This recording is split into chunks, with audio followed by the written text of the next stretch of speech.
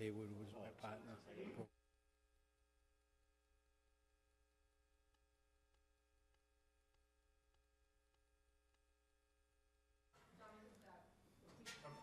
We on? Yep. All right. Hello, everyone. On behalf of the Swampscott Contributory Retirement Board, my name is Tom Driscoll. I'm the chairperson, member of this retirement board for 30 years. Tonight, we're having a retirement system information session. The reason for this is manyfold, but one of the main reasons is just to really to educate people in the community, town meeting members, employees. This meeting will be, this information session will be recorded and will be saved forever and will be available on the website, town website. As most of you may or may not know, the contributory retirement budget line item is the contribution line item is the second biggest in the town budget. And oftentimes at town meeting, we don't really have any discussion about it. And I think a lot of town meeting members and people around the town just kind of wonder where that number comes from. So we hope that tonight we'll have a chance to tell you how we operate, what we operate under in terms of our legal requirements, and how we get to that number that's presented to the town. As far as the budget of the retirement system, the actual operating budget comes out of the funds, so that isn't a line item that's paid out of the budget. What?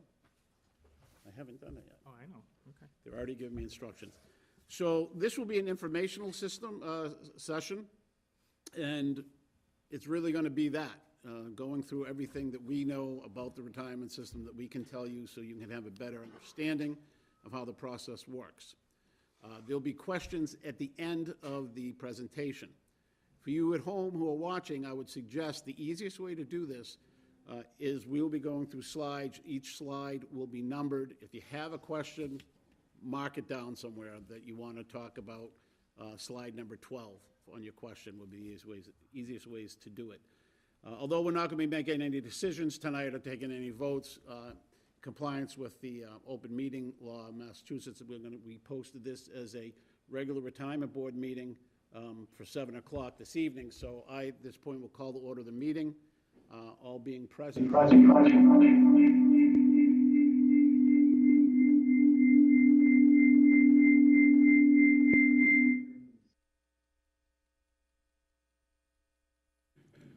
Being present, Bob Powell, Kevin Breen,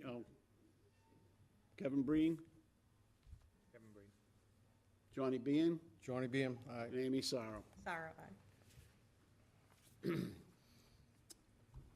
During this time to ask a question, we ask you to simply email to Nancy Lord, our administrator, who is here with us today, at her government website, Nancy N. Lord at swampscottmass.gov, or right through the Teams application, which you're watching, and submit that through the chat.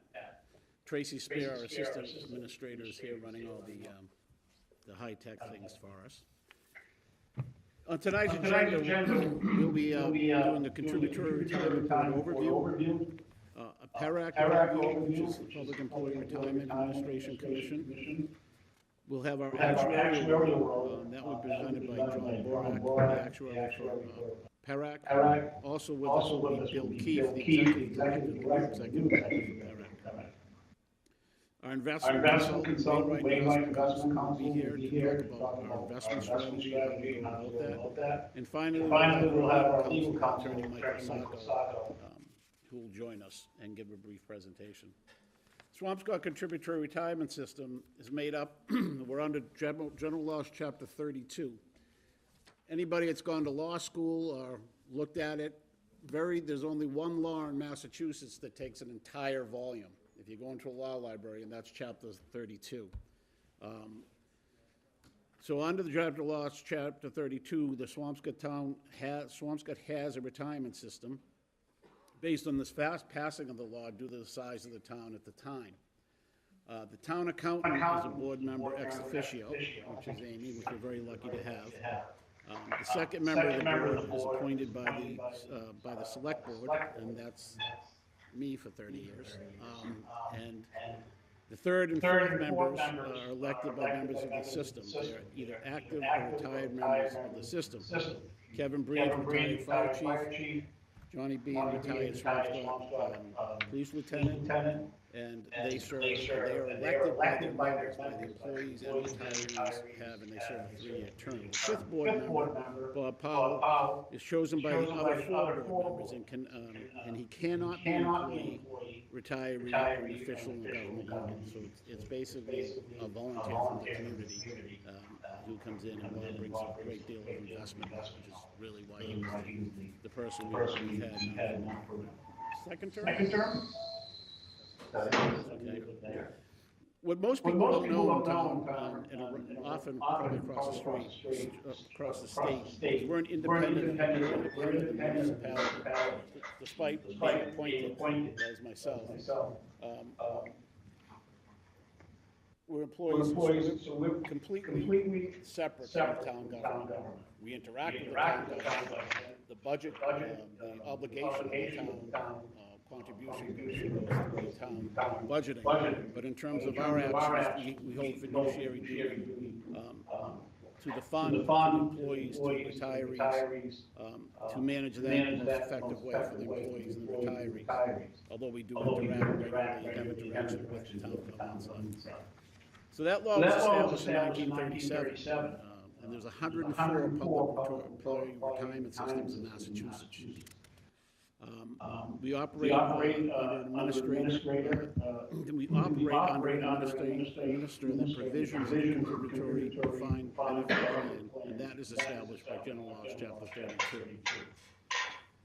Now, going to our fiduciary again, we act solely on the behalf of the lawfully earned secured benefits of the members, beneficiaries, and future beneficiaries of the Swampscott Contributory Retirement System, using the highest degree of skill, intelligence, and integrity and prudence. That's our marching orders. Currently in Swampscott, we have 245 retirees, 248 active members, and there's also 214 inactive members, which means they have funds within the system but not currently contributing through their employment in Swampscott.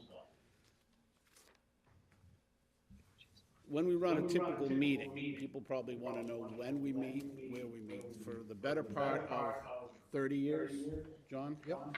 We meet at 8 a.m. at Town Hall on the 3rd Tuesday of the month. We're there every day. It's open to the public, obviously. We usually meet in the conference room on the first floor when you come into Town Hall.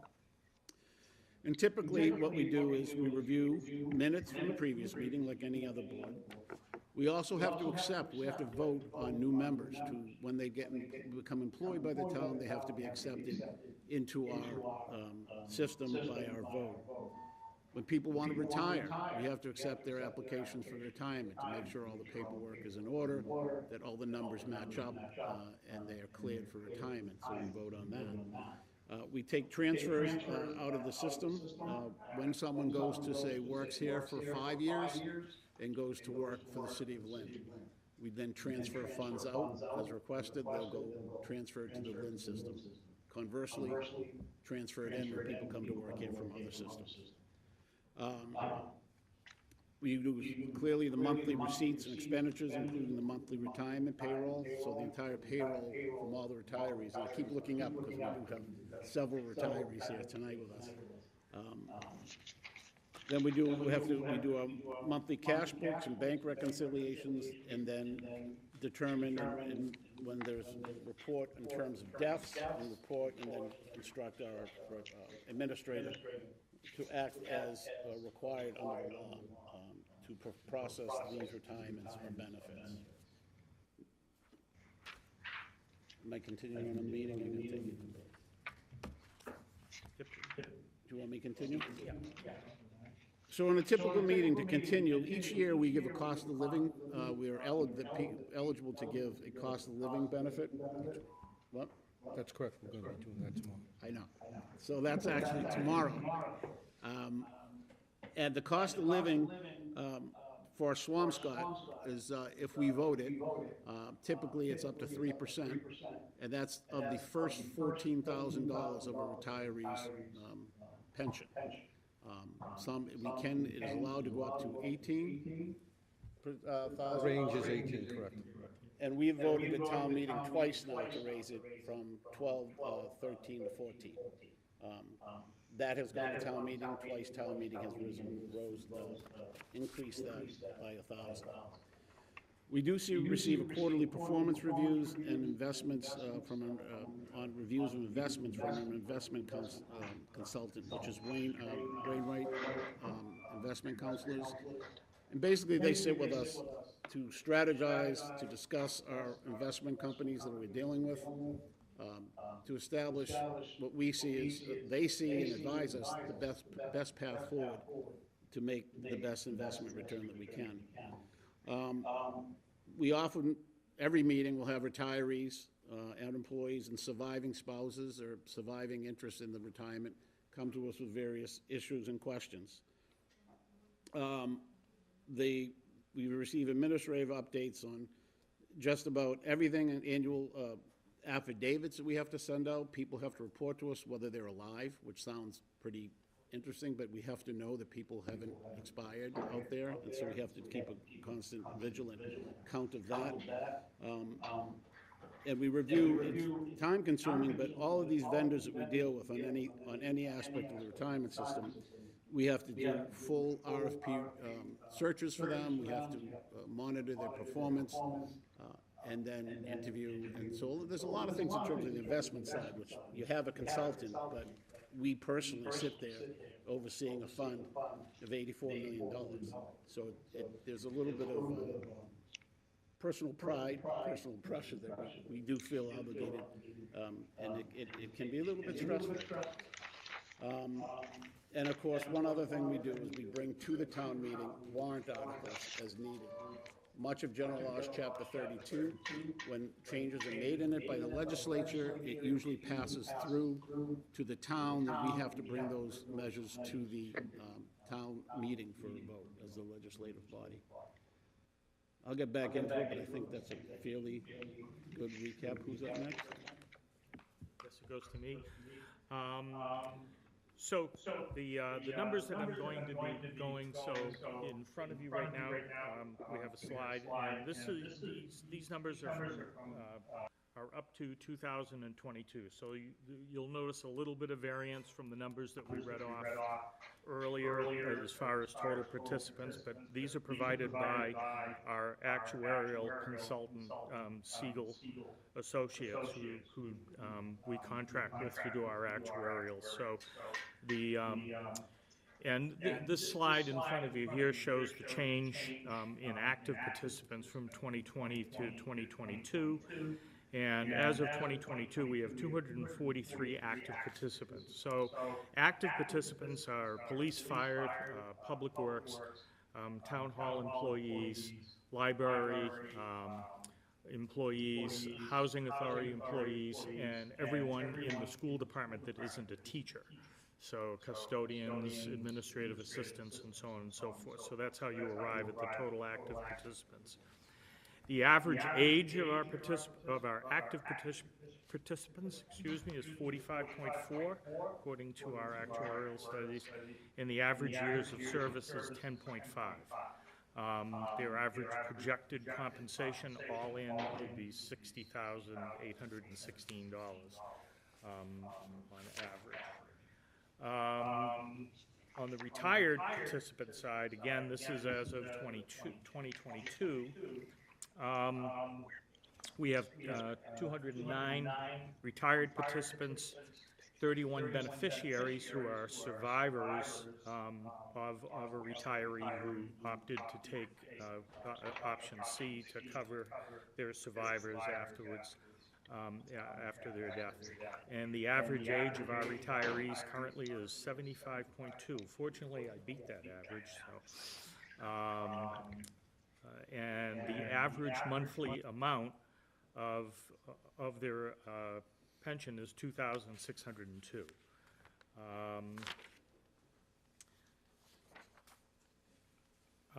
How the system is, that's pretty much. And all I wanted to, if I can back up on, what's interesting is when you look at this, you can go back one slide. The bar graph at the bottom shows the distribution of where these averages are, which is kind of interesting to look at. I mean, we have like 17 retirees that are retired or survivors that are 90 or over. So that's kind of an interesting number. Okay. But that is the average, the average amount is the monthly benefit. Correct, monthly benefit. So the next slide, slide 12, is how the system is funded. In the wisdom of the legislature over the years,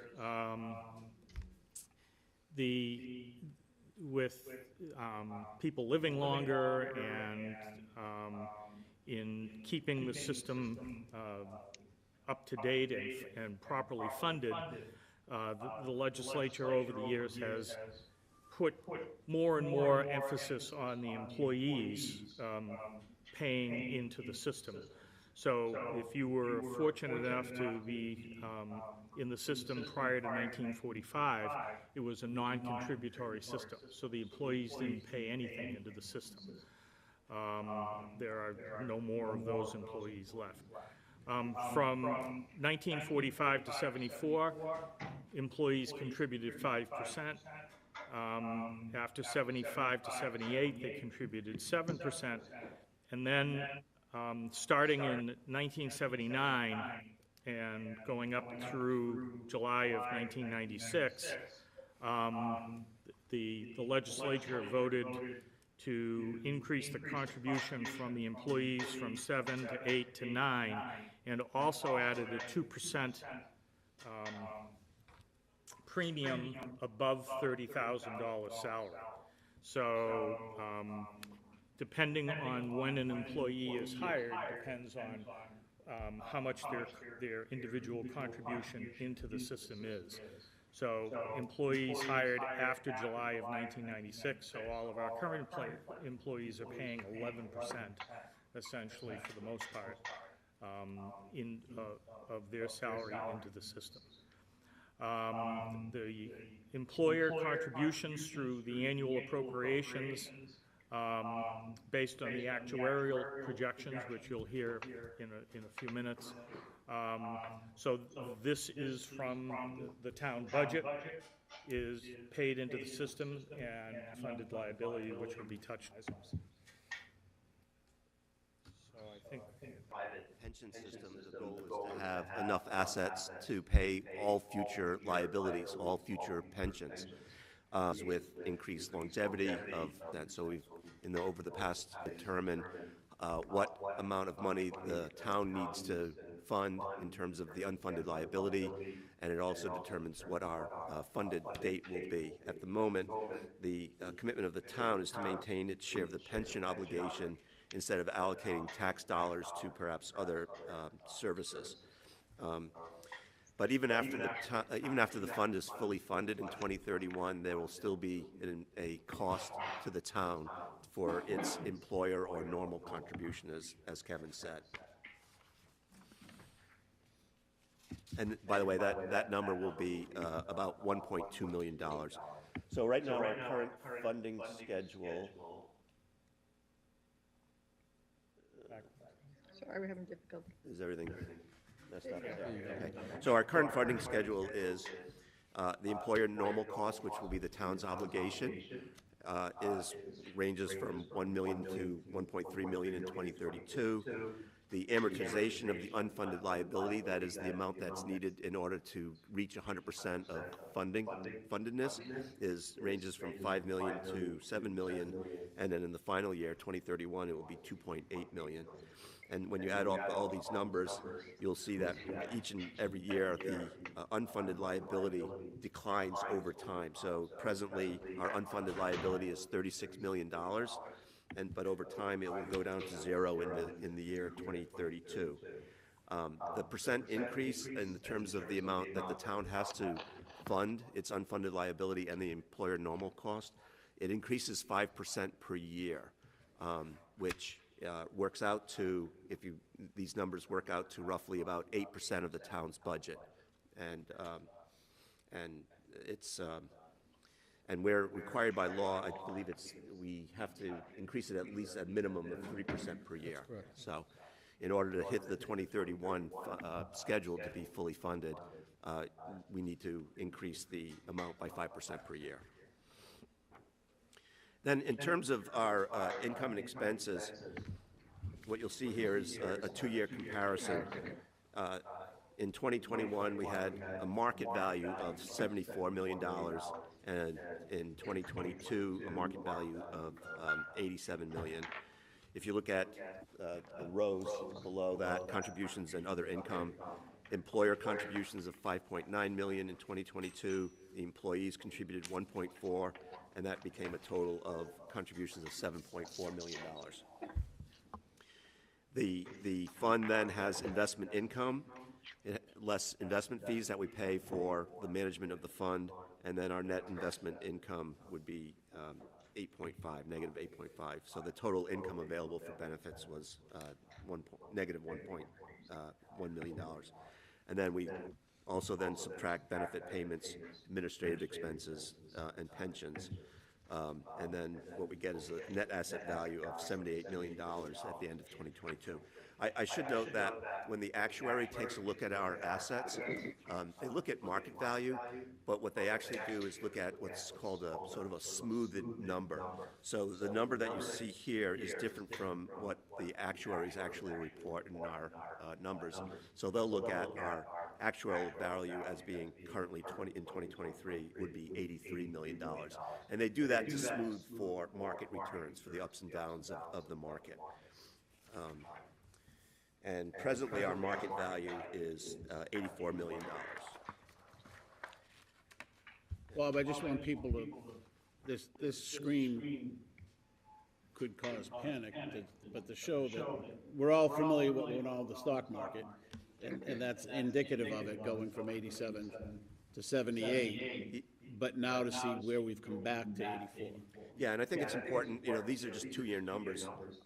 For us, it's important to look at the 1, 3, 5, and 10-year numbers, and in that respect, our long-term performance of the fund is better than average compared to other systems. And the other thing I'll mention is when I think about the fiduciary responsibility of this retirement board, ultimately it's to make sure that there's money there to fulfill the obligations, to make sure that the pensions are paid. And that is sort of job one, and we take that job seriously. And so when markets decline, some things are out of our control, right? You all experienced this perhaps with your own investment accounts a couple years ago. During COVID, you watched things decline. The same thing happens to a public pension plan or a private pension plan. We are well diversified, and so we probably don't fall as much as the S&P 500, but then again, we may not always rise as much as the S&P 500 because we're so well diversified. I think that takes me...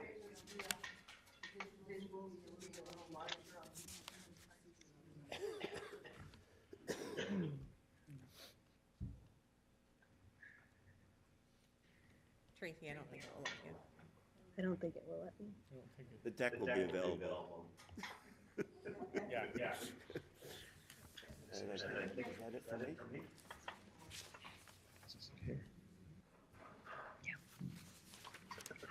For anyone that is interested, this slide deck is available on the retirement site. And we can also put it on the town website if that would be helpful as well.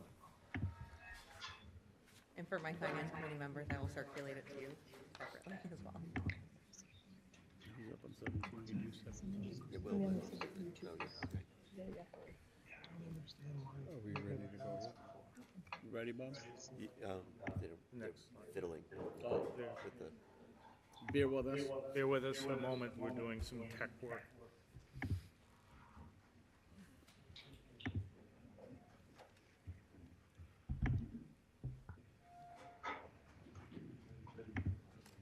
Again, the purpose here is to provide information, and as we just said, all of these slides will be up on the town website and on the retirement board website so that you can go back through them. While you're waiting, could I ask for a copy of that? Make a copy? Not right now, but Sure, I'm sure that we can do that. While we're waiting for that to come up, I'd like to just keep the conversation going a little bit. Tom, if you remember. Oh, here we go, we're There back. you go. Okay, I'm off. You're off. That was planned. Look how fast I got that fixed. So I'm just going to make one comment about this slide, which is one of the things that we have to do as a board is to set what's called the discount rate or the investment return expectation. And we do that in order to sort of manage what the fund needs to achieve in order to fulfill our obligations. And we generally look at not just other systems in Massachusetts, but we look at what's going on in other public pensions around the country, including like CalPERS, the largest public pension plan in the country. And in our last cycle, we lowered our expected investment return from 7 1/8 to 7%. I mentioned that because one of the things that happens when you lower the discount rate is that you also actually increase the amount of money that needs to be committed to pay off the fund earlier. But if, on the other hand, the fund exceeds the 7%, in the next cycle of our actuarial assumptions, we could lower the amount that the town might have to owe. So it's a bit of a moving target, but we're at 7%. We feel like we're in line with other public pension plan systems in terms of our expected annual return. We're gonna hold all questions for the end.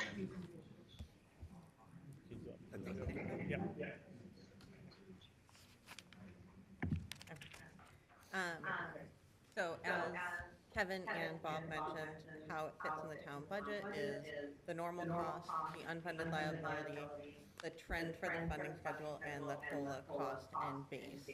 I do also want to say that the 5% number that you see on that funding schedule is actually split, prorated through 4 different funding mechanisms. So the Housing Authority pays for their portion, the Water and Sewer Enterprise Funds pay for their portion, and then the general fund pays for their portion. So just in case you look at that funding schedule and it does not tie to the town budget, that is why. Next slide. So we have 2 different benchmarks for eligibility for retirement. It's members who became members prior to April 2nd, 2012. That is broken out into 4 different groups, and you would have had to have been a credible member for Group 1 for 10 years and 55 years of age, and you would receive 3% of your average highest 3 consecutive earning years. Next slide. After the sunset in April of 2012, it is now 10 years of credible service, 60 years of age, and you would receive the average of your 5 highest consecutive earning years. Different criteria for police and fire, they don't have minimum years. Next slide. This just shows the calculation formula for those prior to the 2012 sunset. So it's your benefit rate based off which group you're in and the age at which you retire. Those of you who have already looked at it, it's just a giant grid. You want to look X and Y axis and trace your box that way. And that calculation is based off your highest 3 average earning years times the years of credible service. Is your annual allowance divided by 12 to get your monthly allotment. Next slide shows the same thing, just with the 5-year average. So we can go to the next slide. This just shows an example of someone prior to 2012 who was Group 1, age 55 when they retired, with a compensation of $42,000 for their average. Just shows how the calculation works out. I'm not actually going to read this whole slide, but it's more to give you an overview that if this person had retired, they would be getting a monthly benefit of $813.75. Next slide is going to show someone who was after the sunset. Similar calculation, just more years of service and a higher retirement age. Their monthly benefit would be $973.92 in this example. And then I will be turning it over to John Villa. Okay, I'm last, and they do that for a reason, because they don't want me talking too long, so we'll leave it at that. I have the book right here, like, it's chapter 32. I've been reading this book for almost 40 years. I don't know all the answers and everything else. It's hard to put this into a slideshow for you, but we try to lay a foundation. What we wanted to tell you is what we can do and can't do. We have one of the highest contribution rates around, and Kevin went over that. It's almost 9+2, and then along with that, there's been a huge shift towards the employee picking up a lot of these things, which Amy just talked about, which is 55, and now you have to work to 60. Instead of a 3-year average, now it's a 5-year average. All these things come into play. And on Kevin's slide, one of the things is, in 1973, there's a little notation in there, the SJC said, you enter into a contract with these people, and you need to fulfill that. So always remember that it's a relationship. You come in, you do your job, and we'll do our job to make sure that the money's there, or we'll do our best to our ability. I'm going to jump into a couple of things. Before I even start, I just wanted to talk a little about superannuation, years of service and age. Like Amy said, there's a sunrise, sunset, 2012, depending on where you come in. So what you want to do is you want to find out if you're a sunrise or sunset. The other thing is that you can get injured on this job, and a lot of people know that. So this green book right here, it has about 40 pages. PEREC puts it out, and it gives you all your benefits in this.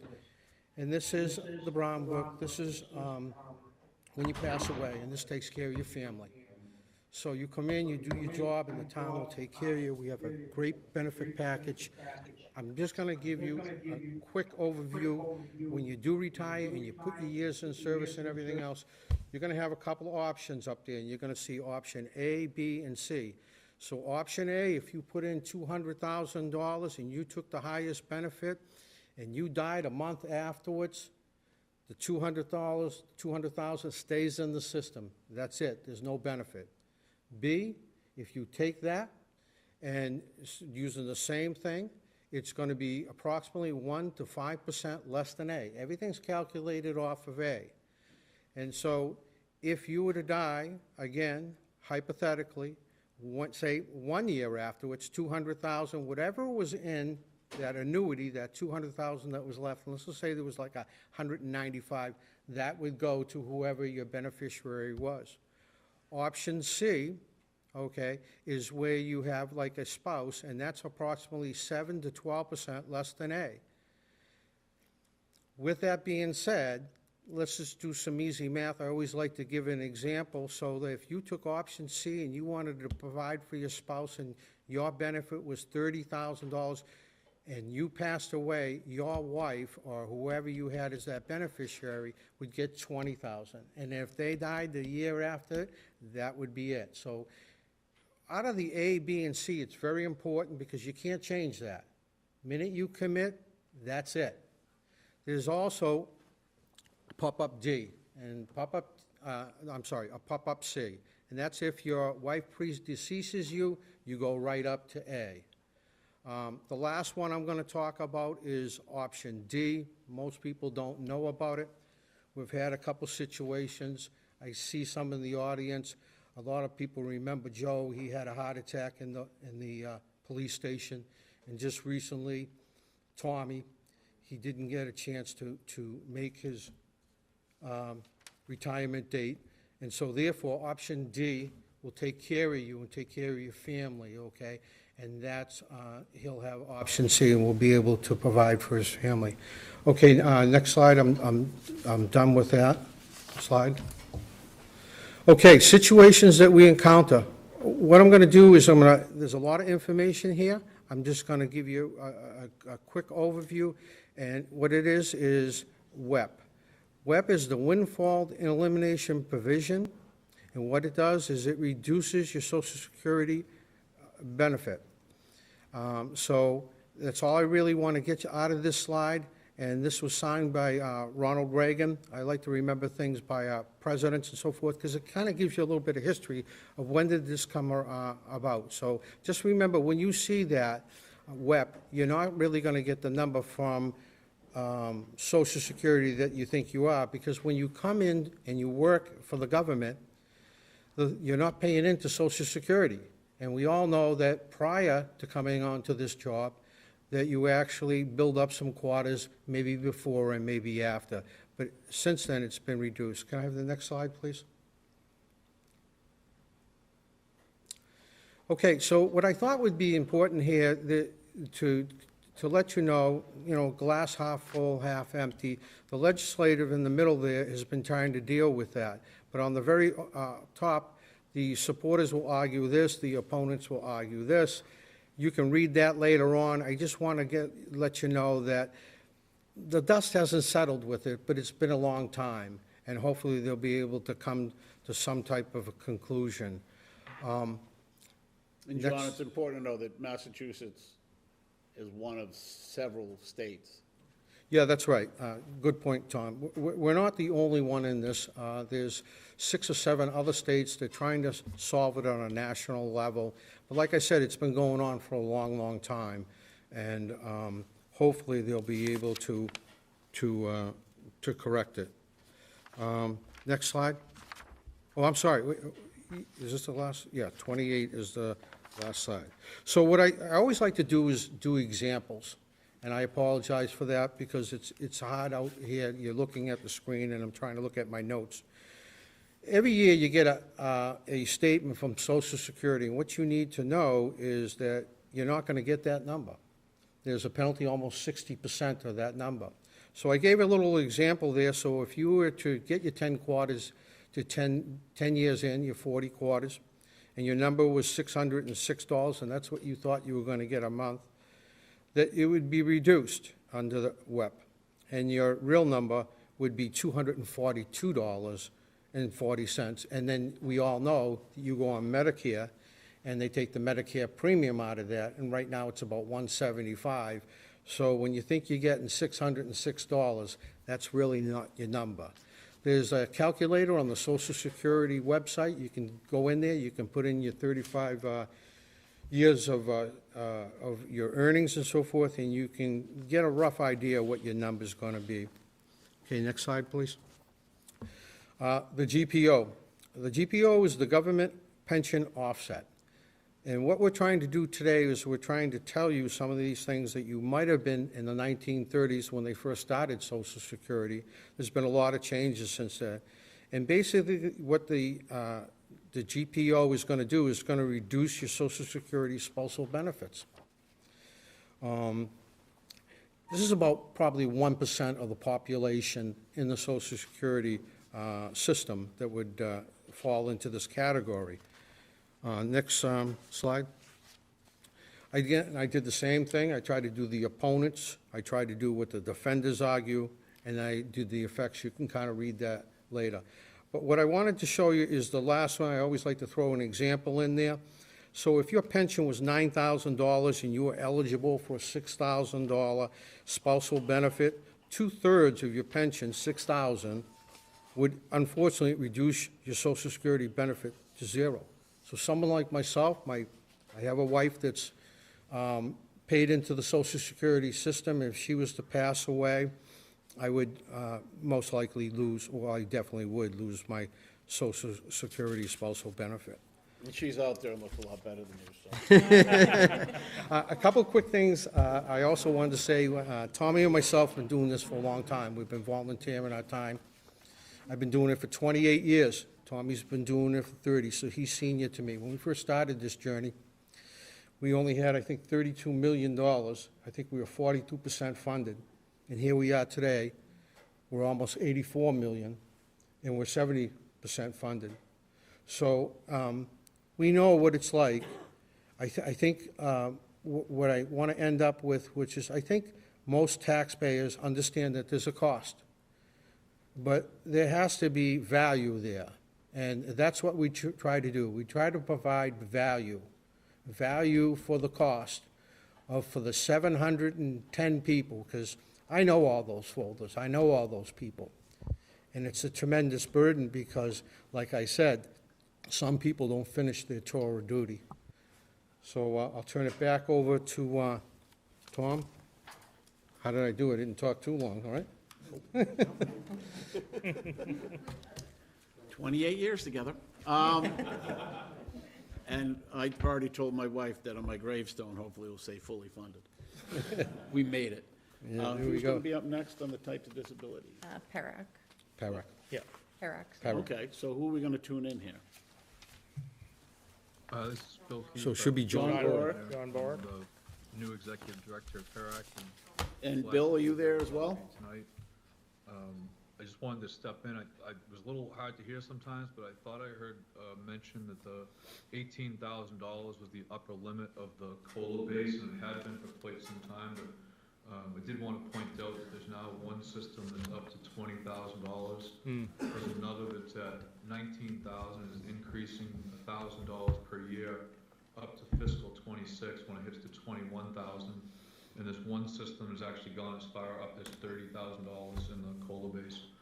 So those are the three exceptions. Outside of that, the upper limit is 18,000.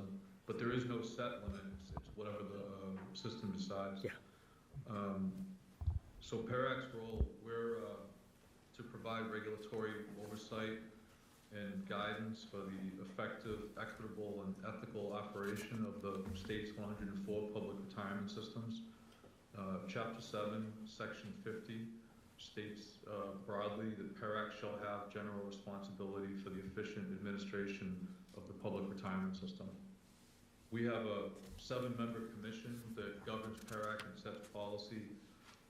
Governor Maura Healey, her designee, which is Jennifer Sullivan, Undersecretary of Administration and Finance, a representative of a public safety union appointed by the governor, who is currently Jay Guido, lieutenant in the Chelsea Police Department, a person experienced in investment of funds. That person is Kathy Fallon. This person is also appointed by the governor. Then State Auditor Diana DiZoglio, her designee, which is currently her General Counsel, Michael Leontat.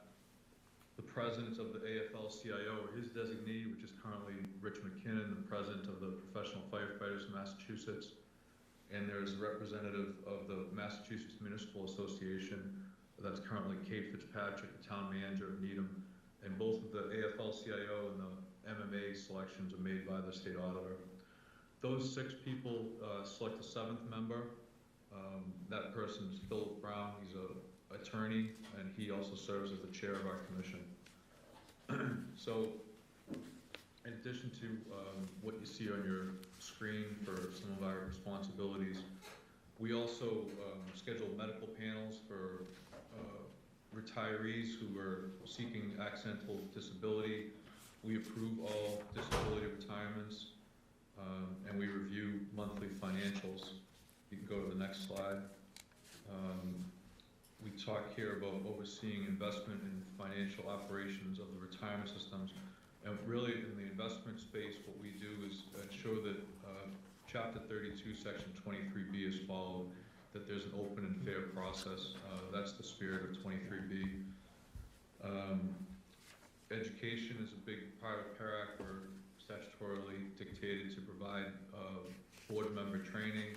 We issue a quarterly memo with multiple opportunities, both live and recorded. It talks about our collection of and analyzing data from retirement systems. Each year we always publish an annual report, and in addition to that, publish investment fees and returns from the different retirement systems, so there's some comparison. We issue memos and guidance. We interpret statutes. We fill in the blanks on retirement law.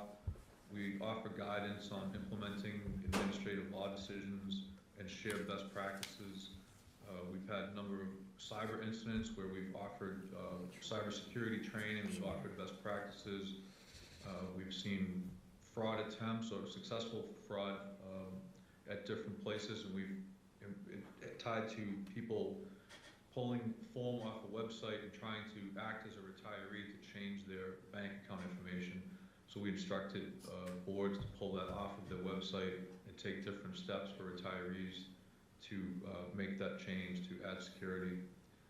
We oversee compliance with the Section 91A, that's disability retirees post-retirement work.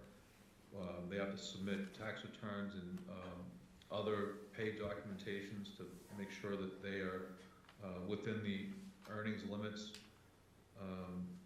We issue specific legal opinions when boards ask for interpretation.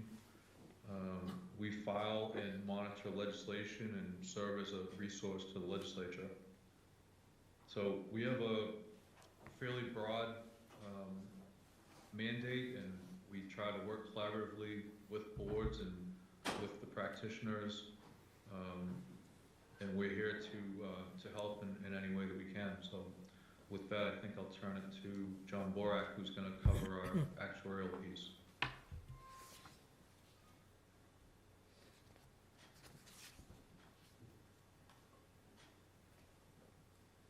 John, he's muted, I think. They muted. No, he's not muted, he doesn't have the symbol. What? He doesn't have the symbol, so he's not John, muted. you might be muted.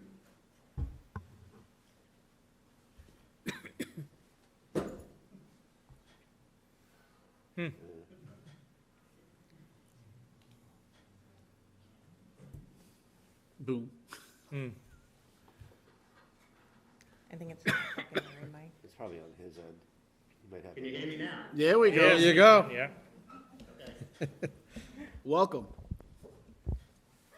Okay, so as someone had mentioned earlier, I am not the actuary for the Swampscott retirement system. That is Siegel Consulting.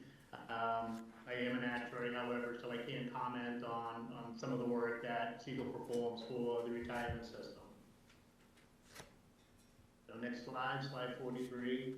So an actuary is essentially a professional who knows math and statistics, and they deal with the measurement and management of risk and uncertainty in pension plans. On the next slide, so an actuarial evaluation is performed every 2 years by statute. A system could have evaluation performed every year if they chose. Evaluation is a snapshot of the plan's position on a given date, which is the valuation date. As part of the valuation, we compare liabilities to the assets. The liabilities are essentially, in actuarial terms, the portion of the present value of future benefits attributed to past service. And the assets are the money on hand invested in PRIT. The normal cost, as someone had mentioned earlier, is the cost of benefits that accrue in any given year for the active members. Again, the actual accrued liability is the liability for the employee's past service, or it's the accumulation of all normal costs for past members. At the bottom, the last bullet point, there is a little typo. The normal cost plus should be removed, so it should say if the actuarial liability is greater than the assets, then there is an unfunded liability. We don't show it on this slide, but the two primary purposes of the valuation is to determine the contribution amount necessary to ensure benefits are paid to all plan members at some point in the future, and that's done through the funding schedule. And the second one is to determine the funded status of the plan on any given date. And the funded status could be represented by the unfunded liability or the funded ratio. So the funding schedule, as was talked about earlier, it's a series of payments due from the municipalities and the other governmental units within the retirement system. The payments reflect normal cost and this amortization of the remaining unfunded liability, which we also call a past service cost. So whenever evaluation is performed, there is a new funding schedule created as based on those results, and the new funding schedule gets approved and adopted by the retirement board, and it gets sent to PERAC for me to review and approve those funding schedules as well. So when performing evaluation, we make several assumptions as to what we think is going to happen in the future. There are two types of assumptions. There are economic assumptions and the demographic assumptions. The economic assumptions are things like the investment return assumption or the discount rate, the salary increase projection, COLAs, the COLA percentage, inflation. The demographic assumptions are retirement, disability, death, and turnover, which is leaving the retirement system by any means other than disability So as has been mentioned several times, the Swampscott Island system is 71% funded. And coincidentally, this is about the 70th ranked system. So there's 70 systems who have a slightly funded ratio than Swampscott. As they mentioned, the board is on track to be fully funded after 2031. And that's a little bit better than half. There's like 40% of the systems who are scheduled to be funded sooner than the 2031. As mentioned, the current pension obligation is your current liabilities and your past liabilities. When a system is fully funded, the payment required is the employer portion of the normal cost. So it's the total normal cost, the benefits accruing to the members of the plan, less the employee contributions that the active members make to the plan.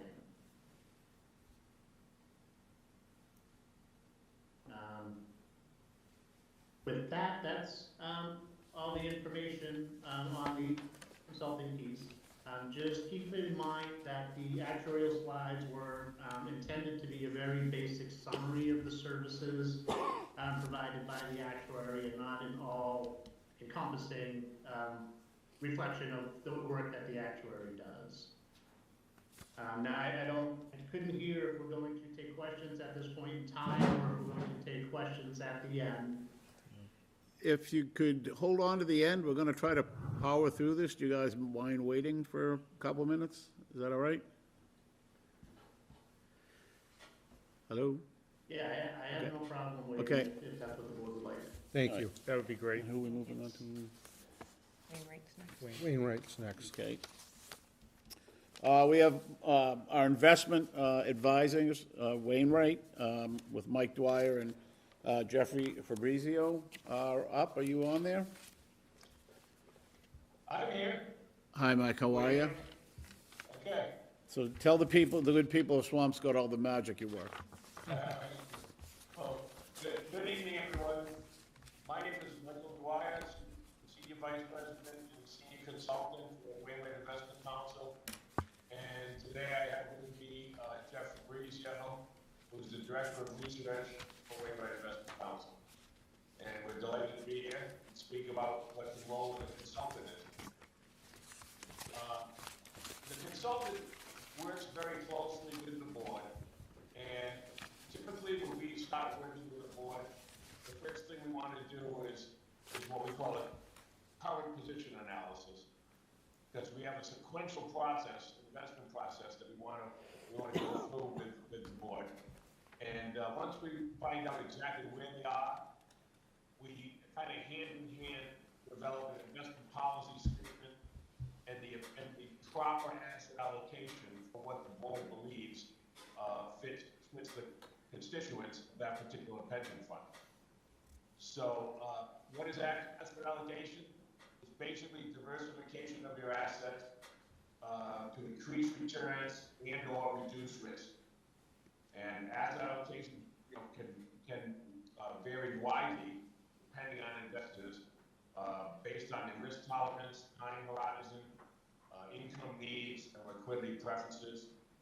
So there are two approaches.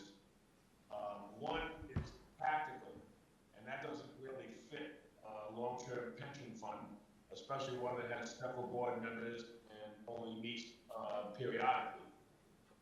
The other is strategic allocation, and that's what we work for, is to work with the board to come up with the long-term strategic allocation that will stand the test of time.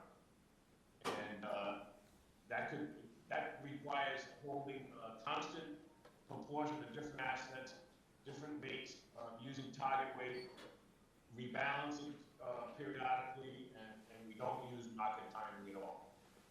So when it comes to how do we invest the assets in the portfolio, when we determine exactly what the asset allocation should be, that would be manager searches, which we have to do an RFP for that, and I'll let Jeff talk more about that.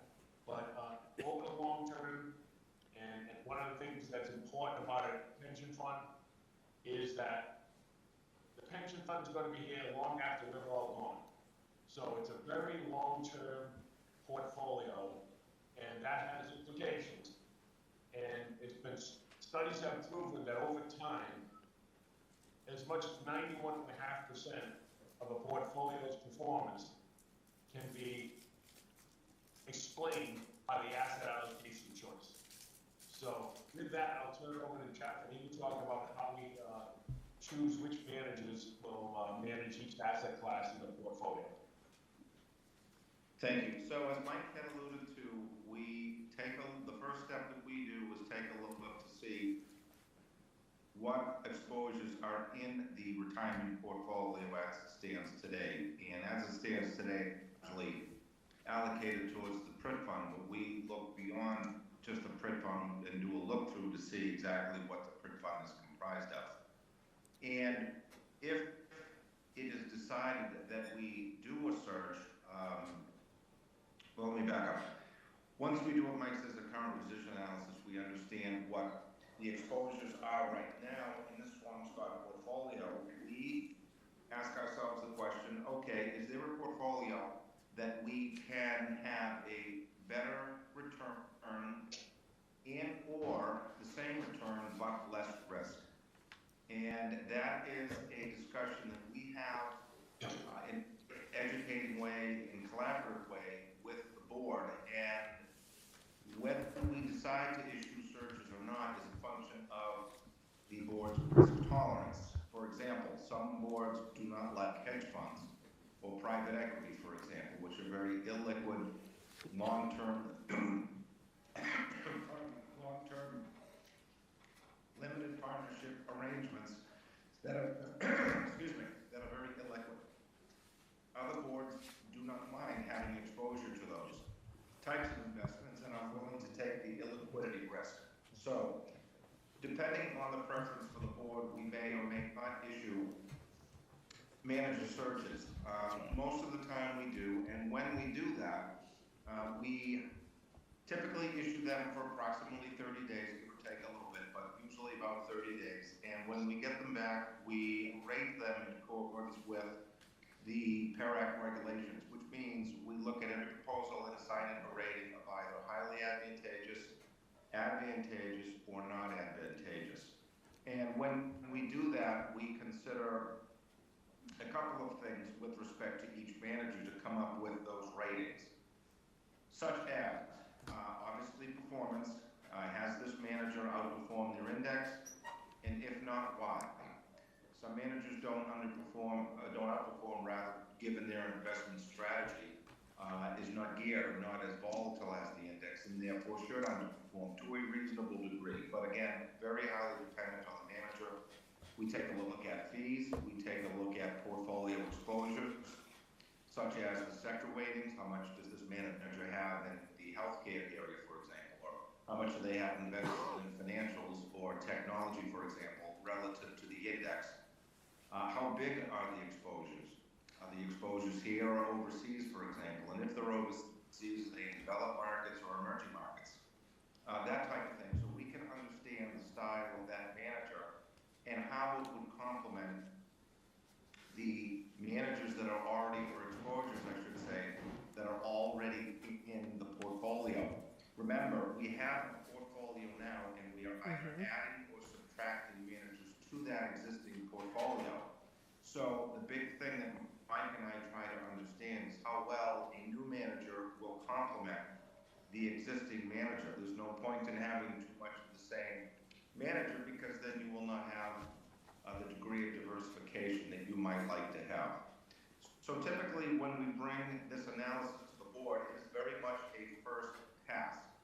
What we are trying to do is say, okay, we got, let's pick a number, let's say 30 managers, and we're trying to decide, okay, these 10 look good on paper, these 10 here don't look good on paper for whatever reason, and the remaining 10 are good, but not great. There's not a standout. Those are usually ones that are rated advantageous. It's nothing stand out in a good or bad way, whereas advantageous or highly advantageous, rather, we do see something on paper that looks good. And then, of course, on those that are rated not advantageous, there's something that stands out that's not good. Perhaps it's fees, or they've underperformed, or maybe their risk reward profile is not attractive relative to the index, or whatever the case may be.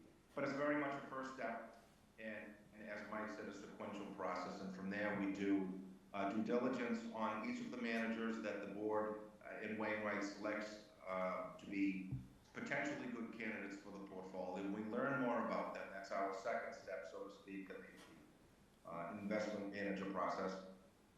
And then come back to the board with our recommendations on who we would recommend to make a finals presentation to the board. The board can have a chance to meet these managers, ask questions with regards to their strategy or people or organization or whatever the case may be. And from there, we put our heads together and figure out which manager, if any, would be a good complement to the portfolio. And that is pretty much the overview of our search process. Jeff, you could just discuss the PRIT fund, and so people out there don't understand completely what that is, and you can explain it probably better than me. I mean, I can do it, but. Sure. So the PRIT fund is administered by the Pension Reserves Investment Management, and it is a portfolio that is highly diversified. They are investing in U.S. equities, in foreign equities, in U.S. fixed income, in foreign fixed income or international fixed income, and within the broad bucket of alternatives. And when I say broad bucket of alternatives, they invest in private equity, in real estate, in hedge funds, in timberland, and what they call portfolio completion strategies, which is an idiosyncratic category of investments that are complementary to the rest of the PRIT fund, but might not fit in the neat buckets of private equity, real estate, or hedge funds. Within U.S. equities, they are diversified by style, so they have exposure to growth, value. They're diversified by size, stock size. So you might get stocks like General Electric and Boeing, which are large cap blue chip stocks that everyone knows, but they'll also have exposure to lesser known companies that we professionals might call a micro cap or small cap. Very unknown companies that everyone believes could have the potential over the long run to grow up into a household name, for example. That approach is also applied to foreign markets, holdings like Sony, for example, which would be a company domiciled overseas, but I think we can all agree that it's become a pretty good household name. There is also exposure to emerging markets in companies such as India, for example, where the average person might not know, but PRIM does do a good job in getting some exposure there as well. And that same diverse exposure is also mirrored in the fixed income world, where you have U.S. Treasuries, investment grade credit securities, below investment grade securities that are also known as high yield securities, as well as other investments such as bank loans and other treasury type of exposures. So a very sophisticated approach to doing this.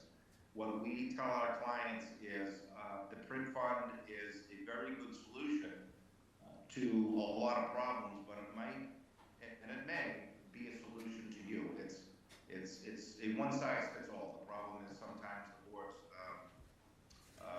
the boards are not, for whatever reason, given their asset liability structure, it might be better off to do something a little bit different. But again, that's a discussion we have with the board. But the PRIT fund is very, very diversified. Jeff, we have excluding the sleeves, we're about 53% in the general PRIT fund currently, I believe, right? Correct.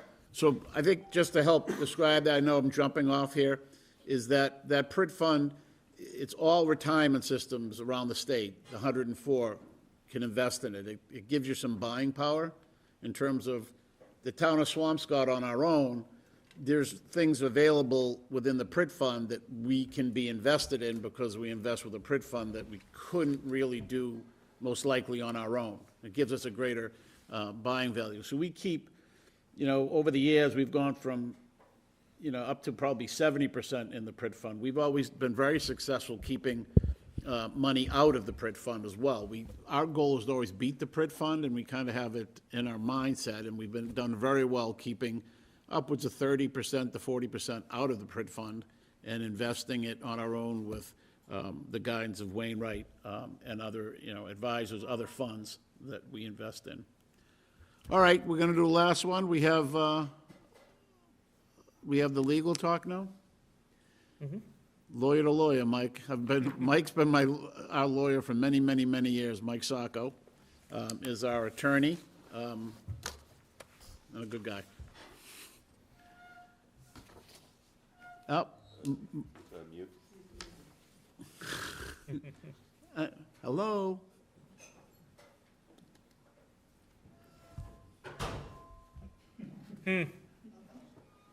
Michael? There he is. Are you there now?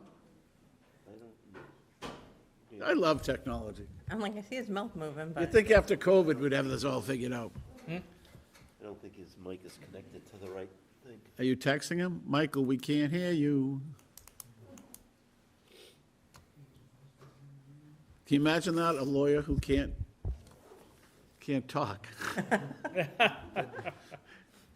These aren't billable hours then. Yeah, these aren't billable, Mike, if you can't speak. Does he realize we cannot hear him? Yes, he's aware. Okay. All right, so as he tries to work that out, just to let you know, we're going to be going to questions and answers after this, if we can end this last little segment of the legal part of it. And that was just to kind of lay a foundation. So hang in there, we'll get through this, and then we can start taking in some questions. But it's important because a lot of times, people say, why aren't you doing this, and why aren't you doing this? And Mike hopefully can expand a little bit on that. Because the attorney said no. Are you with us, Mike? Can we hear you yet? No. No. And just a background, Wainwright is actually they're our investment advisors. However, although not new to us, who've been in the industry, we know who they were. They're new to us. We changed investment advisors, how many months ago? 4, 5? I would say at least 4. It was a process, and I think that people always have to know that's one of the things being on the retirement board and overseeing our investments. You develop professional relationships. We were with someone else for quite a while. There's some things that we felt we should maybe be looking to do things a little bit differently. It was not necessarily anything bad that the former advisors did. It just was a comfort level and some ideas that we had, and we decided to open up a search. And so Wainwright gave a good overview, but it's a very interesting time for us in our relationship with them because we're now just, developing the new strategy with them. So they gave a pretty good discussion about the general concepts, but in general, we have not been working that long together, although we work closely together. Do you want to open up the questions now and let Mike hop in? I want to give them just maybe a little bit, but then we're going to have to, like you said, we've pivoted before when it comes to investments and so forth, and that's really what we did. We just thought that we needed to pivot. Maybe we should. We're going to lose some of the audience. I'm worried about people not being able to come in. Have we got any questions come in, Nance? Yeah, we did. Eric from the FinCom has questions, so. Which, is he right there? The other Eric, sorry. Who's the other Eric? Up top? Yeah. Chime in. Is he on? Could you unmute him?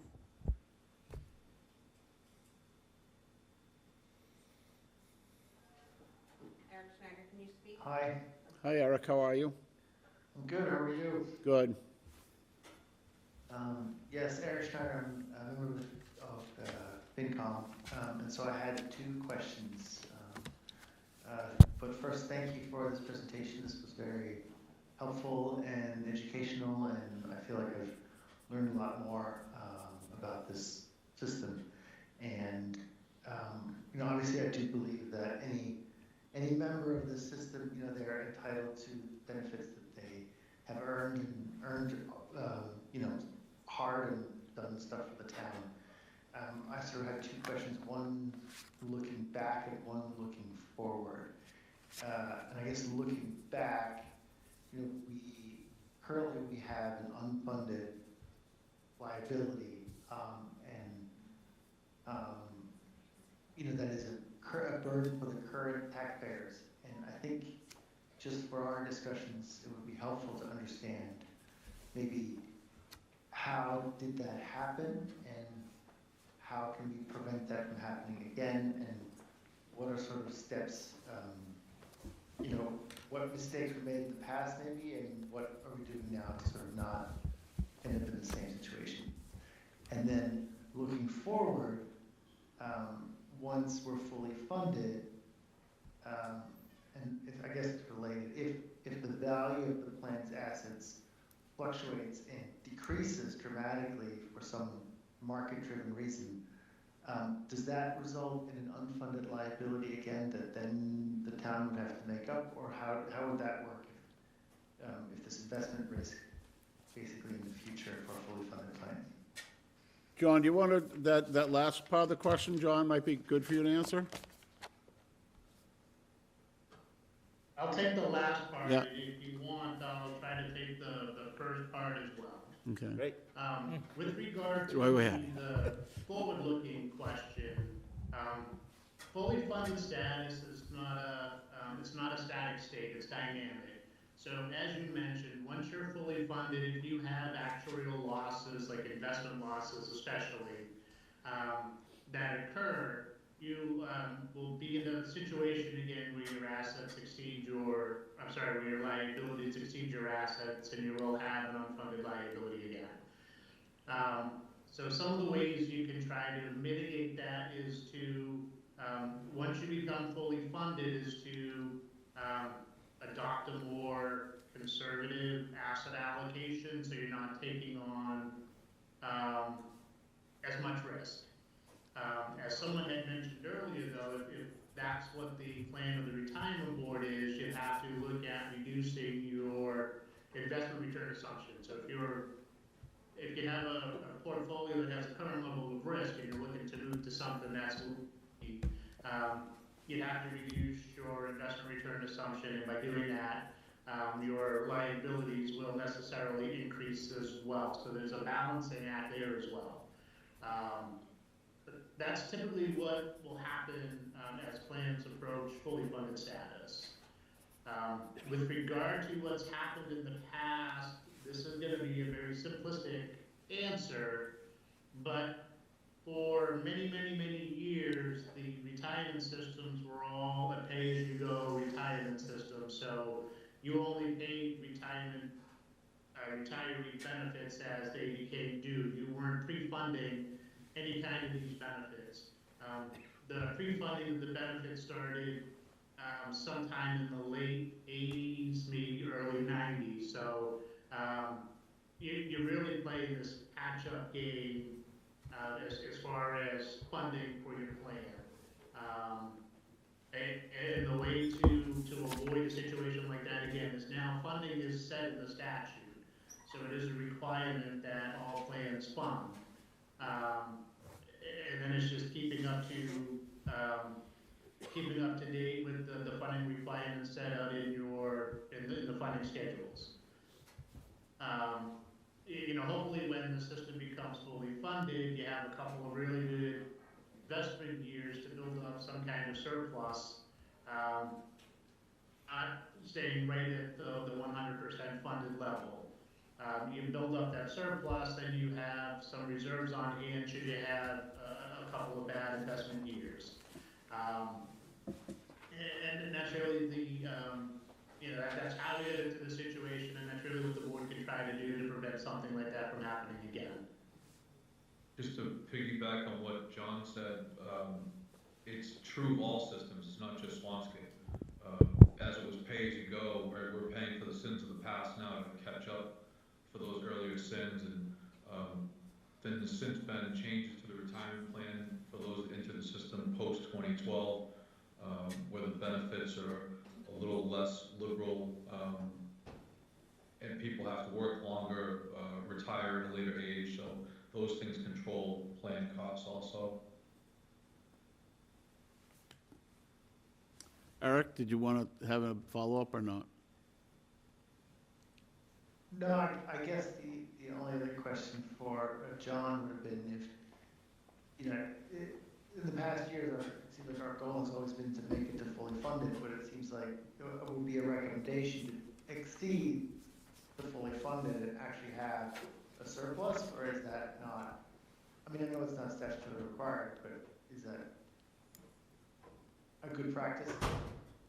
Okay, so this is a debate that Mike and I have had in the past with one of his other boards.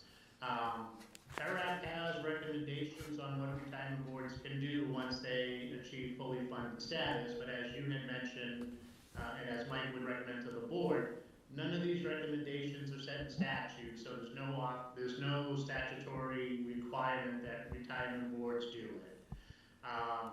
So one of my recommendations when a board reaches fully funded status is to continue to fund to a level greater than 100%. What that level is really depends upon the appetite of the retirement board. I would recommend a level of 115, 120, maybe 125% before you consider reducing the appropriation. And part of the reason I make that recommendation is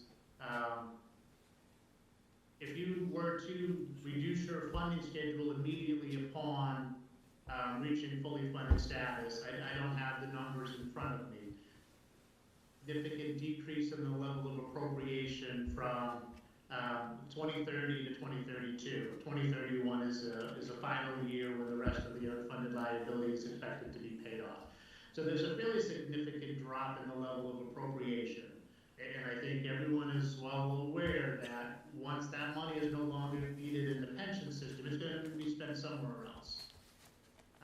You know, whether it's to build a new fire station, a new police station, a new library, to build a school, to do something somewhere else.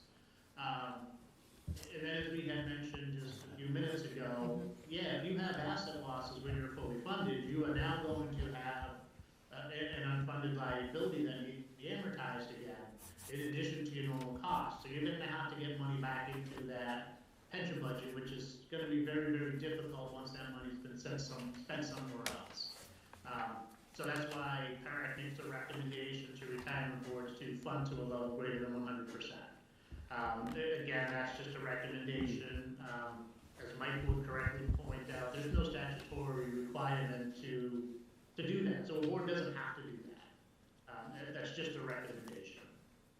And I would like to throw out one other idea, is that the Finance Committee, I think that Eric Hartman has heard me say this, is that over the years, you know, we've extended out to try to work to help defray some of the costs and impact of the town. We've had early retirements that affected the fund.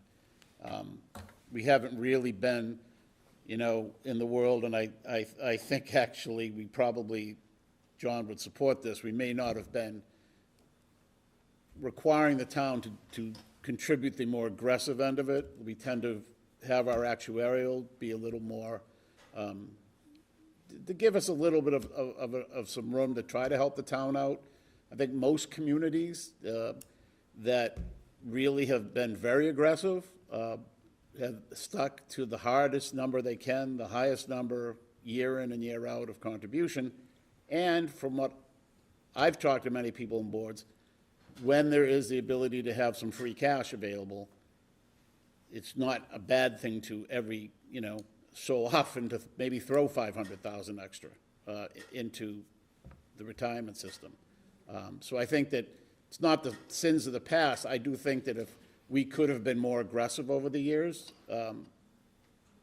we are where we are now. I'm not saying that anything's going to, you know, stop breathing fire and say we got to do this. But I do think when you say sins of the past, with us, I think we probably, as a town, we haven't been as aggressive as I think some communities have been. Michael, are you there?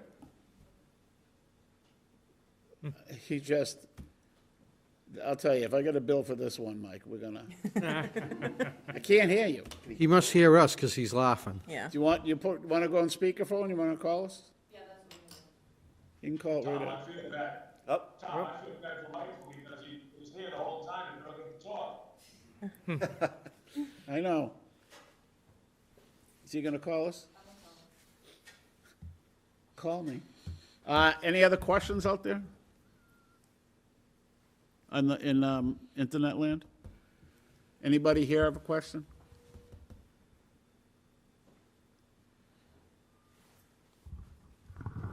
Everyone enjoying seeing Jonathan? See how this works, hold on. Mike? Can you hear me? Yeah? Sorry about that. I have no idea. This is, I went to law school for legal things, not technological things, so sorry about that. Okay. Go ahead, give you a little talk. Okay, well, let's move on to the other slide. Next slide, please. Can everyone hear him? Can someone give me a nod out there if they can hear him? The microphone, Tom. What? Hold the speaker to the microphone. The butt of the phone. At the bottom. Sorry, not a teenager, I'm sorry. Go ahead, Mike. Okay, so thank you, everybody. Sorry about that. So what my role is, as Tom said, I've been the board's counsel for actually 30 years. When I started out in private practice in '94, Swampscott Retirement Board was a client of the firm that I joined, and I've had the pleasure of serving as their counsel for the last 30 years and went out on my own in 2006.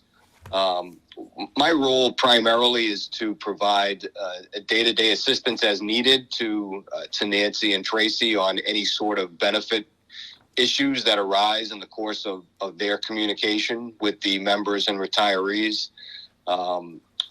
Chapter 32 is one of 282 of the general laws, and if you pick up a volume of the general laws, usually there'll be multiple chapters in that particular volume. With Chapter 32, it actually takes up 2 volumes of the general laws. It is, as the SJC has said, it's one of the more complex statutes in the Commonwealth. So, on a day-to-day basis, I assist for those questions. I also give advice to the board on cases that are decided, on PERAC regulations that are issued, any changes in the state law, whether that be the retirement law, or the open meeting law, the public records law. We deal with domestic relations orders when members or retirees get divorced. The pension is a marital asset, so that gets divided, and I would review those forms and provide some advice to the board in terms of implementation. And I review investment contracts and other vendor contracts to make sure that they're in compliance with the state law. Next slide, please. So I do represent the board in litigation when needed. When would that come up? Most often it would be in a case where someone has applied for a benefit, usually a disability benefit, sometimes a death benefit, and for whatever reason, that person does not qualify for the benefit. That doesn't mean it's a fraudulent claim. It just simply means that one of the elements of the statute was not satisfied based on the law or based on the case law. And what happens in those cases is I will represent the board on the appeals, and we're going to get to the appeal process in another slide. But that's the sort of litigation with which I've been involved with the board and representing them. Policies and procedures, the board has the discretion to determine what is a full year of creditable service, how do we prorate part-time service, what's considered regular compensation, policies and procedures for conducting disability hearings, all of those things I've been asked to do for the board from time to time, and I provide the expertise for that. As the next bullet says, interpreting the complex pension laws. As you heard earlier, the law was changed significantly back in 2012 to essentially create a 2-tier retirement system. People who were in the system before April 2nd of 2012 and those who came in after 2012. As far as court decisions, Chapter 32 is one of the more highly litigated sections of the law in Massachusetts. There have been hundreds of appellate and SJC decisions based on Chapter 32 cases. We had one in Swampscott a few years ago, which went to the SJC, in which the board was successful in defending its position in a case. And I also, when asked, although, with John and Tom have been on the board a long time, and the other board members are also very experienced, but from time to time, I do provide some training and guidance to the board members as needed. Next slide, please. So ensuring the board follows all the rules and regulations, I really don't have to worry too much about that with your board, regardless of the composition. You've always had people on that board who have been dedicated to serving the members and the retirees. Unfortunately, sometimes we have to make the hard decision and say no to a particular claim. What I try to do is to bring to that discussion my years of experience, the case law, the statute, and oftentimes there isn't any case law, or the statute is not as clear as we would like it to be, and that's where I need to provide guidance to the board to help them make the most informed decision. In terms of the value that we bring, I think, as noted in the slide, we've been doing this for a long time. My firm does nothing other than represent public pension funds. We represent 53 of the 104 systems. The attorneys in my office, including myself, have over 100,000 hours of experience with the retirement law. So we certainly bring that to the table with the board to try and help them make the best decision that they can.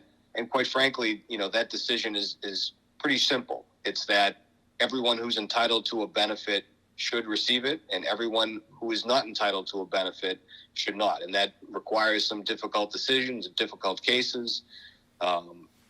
But, this board has always been interested in doing the right thing, making the best decision possible.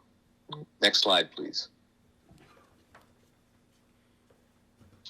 So the appeal process, this goes back to the litigation piece. So if the board denies a disability claim or a death claim or a creditable service claim, or someone believes that some compensation that they received should be included in the calculation of their retirement allowance, or a variety of other things that the board can take action on, if there is an appeal, it goes to the Division of Administrative Law Appeals. That's the first level of appeal, and you go before an administrative magistrate, and you have a sort of mini trial where the board is called upon to defend its decision, and the member or retiree who's aggrieved has the opportunity either to represent themselves or be represented by counsel and defend their position and argue their case. DALA will make a decision, and then from there, any party that's aggrieved, either the board or the member or retiree, can take that decision to the next level, which is the Contributory Retirement Appeal Board, or CRAB. CRAB is a 3-member board. You don't have a hearing in front of CRAB. They look at the DALA decision, the exhibits that were filed in that litigation.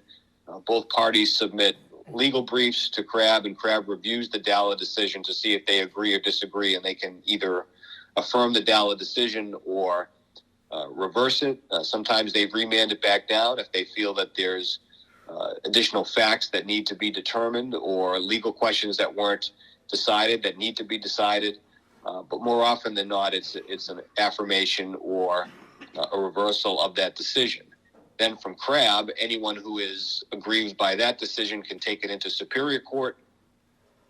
And similar to CRAB, in Superior Court, the court looks at the CRAB decision to determine whether or not it was supported by substantial evidence or erroneous as a matter of law. More often than not, because of that narrow scope of review, CRAB decisions are affirmed by our appellate courts, but not always. There certainly have been plenty cases, some of which I've been involved with, where the CRAB decisions were overturned at either the Superior Court, or once the Superior Court has rendered a decision, the member or the board can then take that decision to the appeals court as a matter of right. And then beyond the appeals court, you can seek further review with the Supreme Judicial Court, but that is a discretionary review on the part of the Supreme Judicial Court. And the SJC has decided many, many cases in the retirement law simply because of going back to the complexities in the retirement law, and oftentimes they want to put their stamp on what the law is. So, you know, we haven't had a lot of litigation in Swampscott, but we've had a couple of prominent cases over the years, and I've been happy to represent the board in those. I think that's it on the last slide. Anyone? Thanks, Michael. 30 years, huh? I guess you've been my lawyer for the board since I've been on it. I didn't realize that. All righty. Thank you. All right, thank you. All righty. So I hope at this point, anyone online looking, any questions here? I'd like to thank, go ahead. I just want to make one comment that a few years ago, we had town meeting, we had applied to increase the COLA base from 13 to 14,000, which we did in FY '21, I believe. And as we think about the future, and John mentioned that we can go up to 18 and beyond as our COLA base, one of the things that we outlined in that meeting way back when was that there would be 3 criteria that we would need to meet in order to come back before town meeting and ask for an increase in the COLA base. And those 3 criteria were what was the rate of inflation, how do we stand relative to other towns and communities with respect to our funded ratio, and how do we stand relative to our COLA base to the other communities. And if we were below, for instance, if our COLA base was below the average for the 104 communities, that would be a trigger. If inflation was higher and that rate of inflation was such that it would that people were losing their standard of living because of inflation, that would be another trigger. And then lastly, how were we improving our funded ratio, and how did that stack up relative to other communities? At some point, we may come back before town meeting and ask for another increase in the COLA base, which would be which would increase the unfunded liability of the system and may do a couple things. It could force us to extend the funding schedule, or force us to increase the amount of money that the town would have to pay to meet the unfunded liability. Those are some of the balancing acts that we have to face, because I think, as Tom mentioned, we are mindful of the burden of the cost on the community. On the other hand, we're mindful of the need to have retirees have a COLA base that is consistent with other communities in the Commonwealth. And Nancy, what's our average retirement benefit in Swampscott? 20. What, for the year? For a person, what per retiree? What's the average? I can answer that. $26,000. It was 26, but, you know, I think it's gone up. 2602. Yeah, I think it's gone up a little. 2022. Is that what, yeah, 2022. So a little higher now. So hopefully now everyone knows this is going to be online. This will be up on our website and the town's website, which is our website, right? So we'll have it posted there. We can maybe edit down some of the dead air that we had. We really appreciate it. We hope that this will provide guidance and education for people. I really hope if you're a town meeting member out there, especially, be really beneficial for, you know, and I hope that the moderator would consider getting this out to all town meeting members, that it's worth watching this, so that when you go in and vote on something the size of the retirement obligation, that they understand where it comes from. I'd like to thank everyone out there, my guests. You were awesome. I got a question. Yeah? Yes. May I ask a question? Yeah. Sure. If you could go to the microphone over. You could probably. I'll give you this. Here. Thanks. My name is Jerry Karen. I'm a Group 1 retiree. My wife Sandra and I live in Lynn on Ocean Street. We appreciate you having the meeting tonight. Very helpful. I have a very narrow interest in my old age. It's like, what are my benefits as a retiree? And I wonder what suggestion the board may have to that the representatives, that the retirees as a group are represented vis-a-vis the town and the retirement board. Because I think I saw the agreement that was written in 2015, and I got that idea from this agreement that it was a negotiation between the retirees as a group and the town. And lately, I don't think the spirit of that agreement is being honored. And I wanted to call that to the board's attention. And any suggestions you might have, I can think of different things you could do. For example, you could give the retirees space on the voucher that you send out every month to every retiree who has a direct deposit. I don't know about checks, but that would be, the use of that space to communicate as a group. That might be helpful, because I don't know who my fellow retirees are. I don't know. I don't know who they are. I don't know what their contact info is or anything. So otherwise, I might try to communicate with them all, but through your board, that could be done. I think one of the only problem with that is information.